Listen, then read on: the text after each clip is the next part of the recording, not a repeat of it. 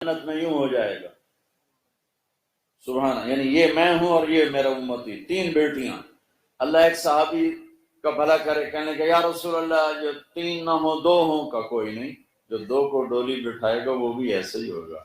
ایک کا اللہ بھلا کرے، کہنے یا رسول اللہ ایک ہی ہو، اگاں کام میں کوئی نہ ہوئے. پھر آپ نے کہا جو ایک کو ڈولی میں بٹھائے گا وہ بھی جنت میں یوں ہو جائے.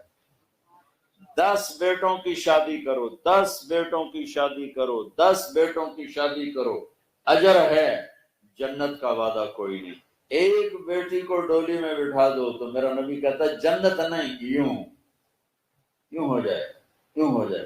یہ زندگی کون سکھائے گا؟ میرا نبی سکھائے، میرے نبی سکھائیں. ہمارے تو پورے ملک میں بیٹیوں کے لیے وراثت میں کوئی حصہ نہیں، سب کچھ بھائی کھا جاتے ہیں. اور ہمارے زمینداروں میں بڑا ظلم ہے، نوکرانیوں سے جلی انگوٹھے لگوا کے زمین پہ قبضہ. اور وہ بہنیں بھی اتنی صبر والی ہیں، وہ چپ کر کے سہ جاتی ہیں، ایک لفظ نہیں بولتی. کبھی کبھی کہیں کوئی آواز سننے کو ملتی ہے کہ کوئی کیس کوس کروا لی ہے، ورنہ وہ بیچاری صبر سے کڑوا گھونٹ پی کے چلی جاتی ہیں. میرے نبی نے بیٹیوں کی وراثت رکھی، میرے رب نے بیٹیوں کی وراثت رکھی. اور وراثت نہ دینا بیٹی کو، بہن کو، یہ اتنی بڑی چوری ہے جتنا کسی گھر میں جا کے چوری کرنا، کسی بینک میں جا کے ڈاکہ ڈالنا. میں نے جن استاد محترم سے قرآن پڑھا، تفسیر پڑھی، میں ان کے پاس شہد کی بوتل لے کر گیا. وہ 10 روپے کی شہد کی بوتل آتی تھی، لیکن میرے تو 10 پیسے بھی نہیں لگے تھے. اپنا جو میرا آموں کا باغ تھا اسے اتروا کے لے گئے. کہ استاد جی آپ کے لیے شہد لائے. کہاں سے لائے ہو؟ میں نے کہا جی میرے اپنے باغ کا ہے. میرے والدین زندہ تھے اس وقت. میں نے کہا جی میرے اپنے باغ کا ہے. اب میرے استاد کا سوال سننا. فرمانے لگے تیرے باپ نے اپنی بہنوں کو زمین میں سے حصہ دیا تھا؟ یعنی جو میرے دادا کی زمین بنتی ہے اس میں میرے باپ اور بہنیں، اور میرے باپ اور ان کی بہنیں، یہ میری پھوپھیاں، اگر میرے باپ نے زمین میں سے حصہ دیا ہے تو یہ بوتل کا شہد حلال ہے، اور اگر نہیں دیا ہے تو یہ حرام ہے، میں نہیں لوں گا. یہ تھا سوال کا منشا. مجھ سے فرمانے لگے تیرے باپ نے اپنی بہنوں کو حصہ دیا تھا؟ میں نے کہا جی اللہ کا لاکھ لاکھ شکر ہے میرے باپ کی بہن ہی کوئی نہیں. شکر اس لیے میں نے کہا کہ ہوتی تو کوئی نہ دیتے، رواج نہیں تھا. کہنے کہ اچھا تیرے دادا نے اپنی بہنوں کو حصہ دیا تھا؟ میں کہا جی حضور میں حلو سے جمعہ ہی کوئی نہ ہوں، میں نے نہیں پتا دیتا ہے کہ نہیں دیتا. میرے جمن تو بعد دے سوال کرو، میرے جمن تو پہلے دے نہ کرو. یہ شریعت بیٹیوں کو یہ حق دیتی ہے، بہنوں کو یہ حق دیتی ہے. جس نے 2 بیٹیوں کو ڈولی میں بٹھایا جنت واجب. جس کی بیٹیاں کوئی نہیں، بیٹی نہیں ہوئی، ادھر جیسے میرا یعنی میرے جو دادا تھے ان کے کوئی بیٹے، 2 بھائی تھے صرف، میرا باپ اور میرا تایا، بس 2 بھائی تھے، ساری وراثت ان کی تھی. لیکن اللہ نے دو بیٹیاں نہیں دی، 2 بہنیں دے دی. اس نے اپنی بہنوں کو بیٹیوں کی طرح پالا اور شادی کی اور ڈولی میں بٹھایا، اور جو باپ کی طرف سے حق بنتا ہے ان کے گھر پہنچایا. تو میرا نبی نے فرمایا کہ جنت میں داخل ہو گیا، وہ جنت میں داخل ہو گیا. پوری زندگی ہے بچوں. میں آپ کو کیسے سمجھاؤں 1-1.5 گھنٹے میں. چلو میں نے آپ کو ٹپس جو بڑے بڑے رشتے ہیں وہ بتا دی. پھر خامند اور بیوی کیسے زندگی گزاریں، یہ علم کسی کے پاس نہیں، صرف میرے نبی کے پاس ہے.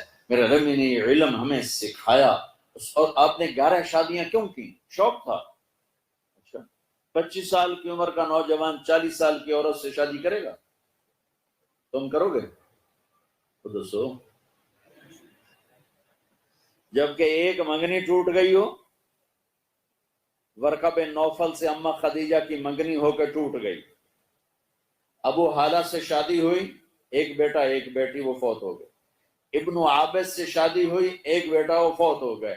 2 نکاحوں سے بیوہ، 1 منگنی اس سے پہلے ٹوٹی، عمر 40 سال.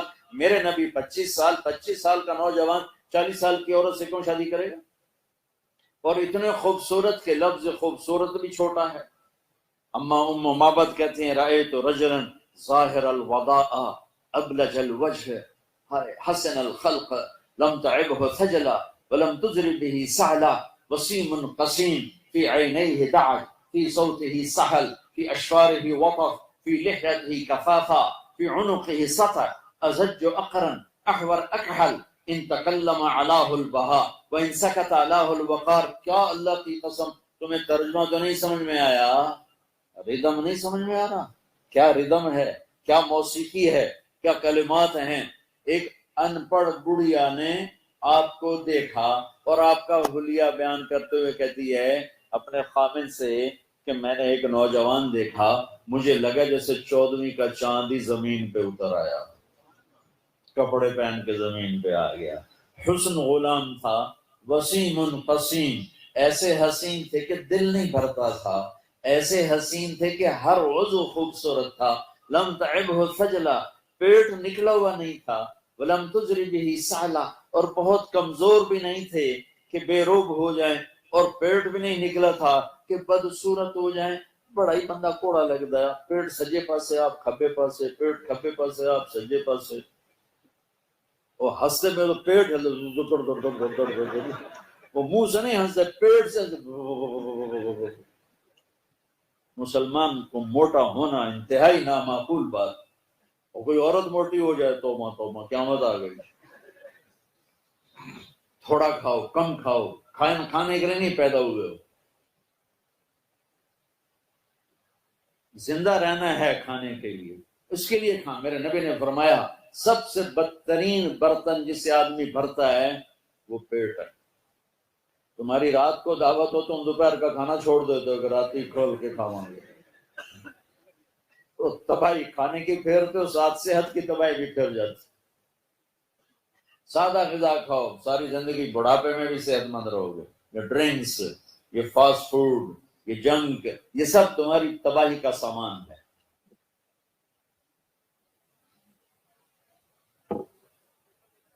میرے نبی نے فرمایا اگر تمہیں کھانے کا بہت شوق ہے تو 1/3 کھانا ڈالو، 1/3 پانی ڈالو، اور 1/3 خالی رکھو کہ معدے کو کام کرنے کا موقع ملے. لیکن تم نے تو کھانا ہوتا ہے کہ ایتھے آوے تو تام پتہ لگتا ہے روٹی کھاتی.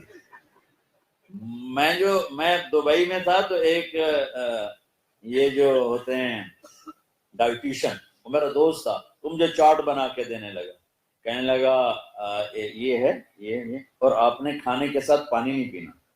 میں نے کہا وہ تو سنت ہے کھانے کے ساتھ پانی پینا. کا ہو مولانا معاف فرمائیں، اصل میں ہمارے مریض وہ ہیں جو یہاں تک کھاتے ہیں، تو جب وہ یہاں تک کھاتے ہیں تو ہم ان کو روکتے ہیں پانی نہیں پینا.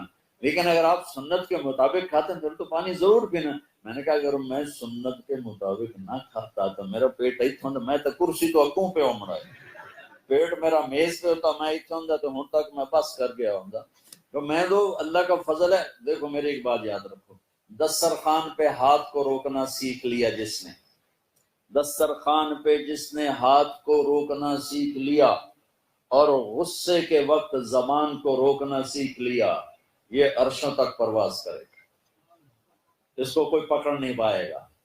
آدمی کی قیمت کا پتہ چلتا ہے اس کی صفات سے. دسترخوان پہ ہاتھ پہ قابو ہو اور غصے کے وقت زبان قابو میں ہو تو اللہ کے فضل سے تم ہوگے، تمہارے نام کے ڈنکے بجیں گے. میرے نبی نے 11 شادیاں کی، شوق کی نہیں. میرے نبی نے کہا ما تزوجت وما زوجت الا بوحی من السماء نزل به جبریل. میں نے جہاں شادی کی، جہاں بیٹی دی، پہلے وحی آئی پھر میں نے شادی کی. یہ 11 شادیاں کیوں کی؟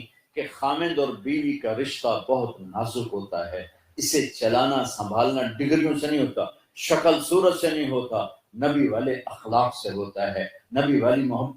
دیکھو عرب کے ماحول میں بیوی سے اظہار محبت عیب تھا اور معشوقہ سے اظہار محبت فخر تھا. اب سب نوجوانوں کٹھے پڑھتے ہوئے نصیحت کرتا ہوں، ماں باپ کی مرضی کو شامل کر کے شادی کرنا، عشق کی شادی نہ کرنا. پوری تاریخ میں وہی عشق کامیاب ہوا ہے جس میں شادی نہیں ہوئی. جو ہی معشوقہ بیوی بنی اور عاشق خامن بنا، اس کی سوٹا چال ہے تو اس کی سوٹا چال ہے، ساری عشق مشوقیاں گئیاں.